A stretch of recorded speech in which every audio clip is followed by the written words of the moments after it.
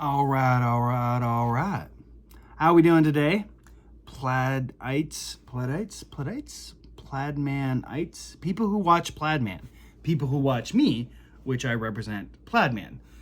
Those people, hello, hi, ho, how are you? So I don't really have the physical thing, so we're gonna pretend it's right here blocking that candy corn that's used for cats, and they love, by the way, side note.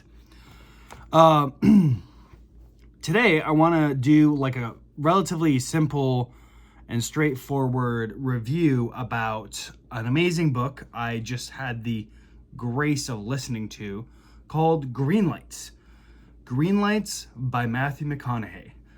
Now, for those of you who might not know, Matthew McConaughey is an actor. A lot of people would say he's on the A-list of actors. He's certainly a household name in lots of households. He, for a large part of his career, he started in some stuff when he was younger, did some things, did a little bit of action, and then he primarily did, for a large part of his career, romantic comedies. Like, he was known as the attractive guy with like the wavy, slicked back hair and a great body, six-pack tan, just this southern hospitality. Like, he did a great job, right? Like, if you don't know, ask a woman. She'll probably tell you exactly who Matthew McConaughey is. He's been in oodles of stuff. Not 10 Things I Hate About You, How to Lose a Guy in 10 Days. Just a plethora of things. And then he had this interesting evolution where he went from that, and then he basically refused all rom-com scripts. And he talks about it in his book, Greenlights. He refused all rom-com scripts and just waited until he got an opportunity that wasn't that. And then it took him, he said, 20 months. So 20 months later, then he started banging out movie after movie, and they were smaller movies, but where he was playing rather interesting characters. So he effectively took a break, and he could afford it, obviously, but for anyone who knows, like, you've been working in a job and you're trying to switch over, even if you have the money, there's still that and it's palpable in his book. So I've been listening to more Audible than reading because reasons. And my mom actually suggested the book. Like, somehow she got it, started listening to it. As far as I know, she hasn't finished reading it. So, Mom, if you watch this, I love you, but you should finish reading it because it's amazing. And frankly, this is my first and probably not my last, biography of actors, because I'm getting more and more involved in the film industry. So more and more of my attention is on film-related stuff, and actors would be in that bandwagon. This was amazing. It was a treat and a half, because clearly he spent a lot of energy and time writing this. And it's very evident that he recalls who is what their names are, time, place, form, and event. And I think, interestingly enough, one of the reasons for that is because he kept a journal.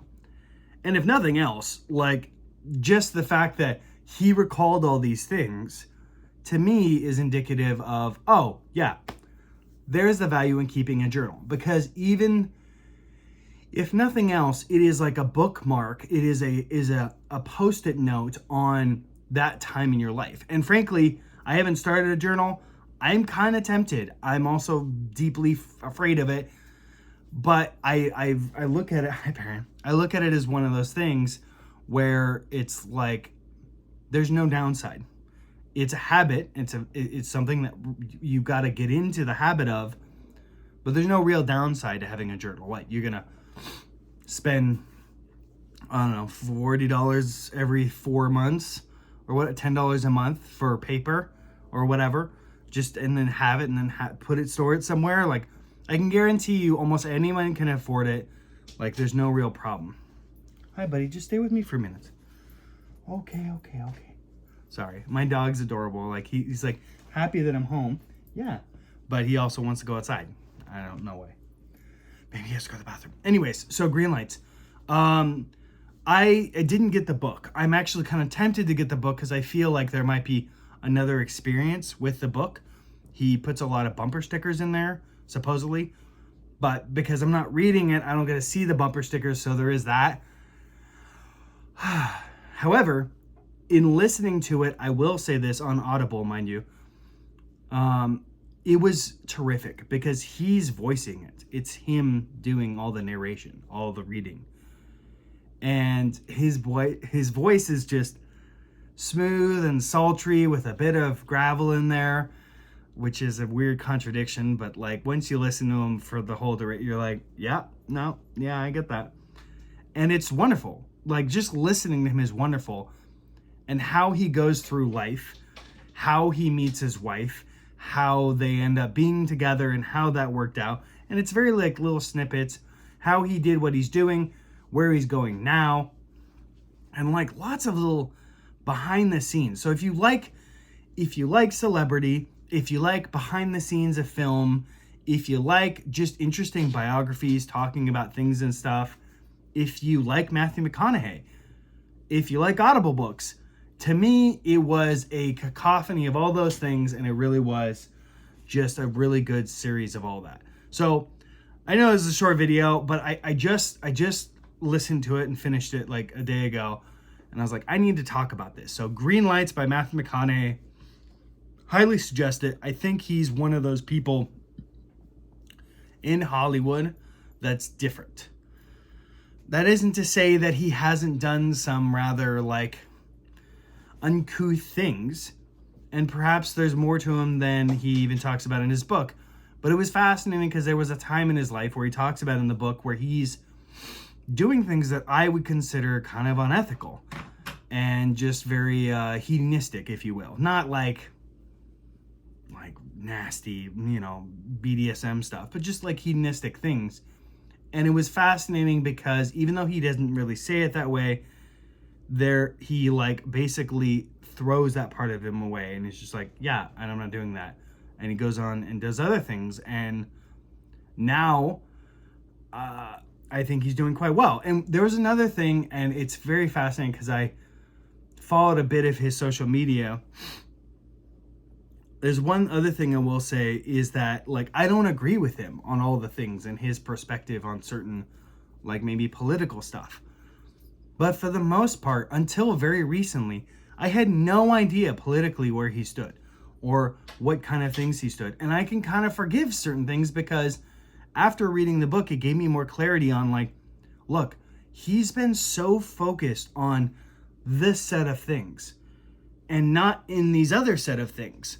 So if I am focused on these set of things, it's not really okay for me to be annoyed that he, who's been on this group and been very successful, doesn't know much about this stuff or this set of things.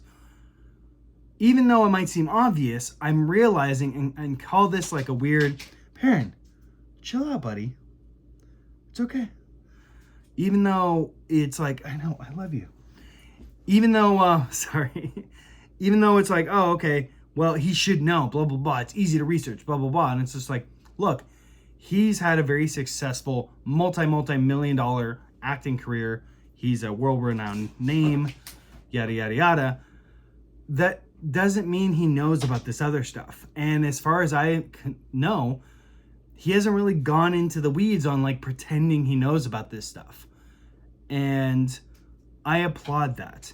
It's something that, Perrin, my lady and I have kind of debated on when you have an actor and you're like, cool, I like this actor. I like the films that they do, right?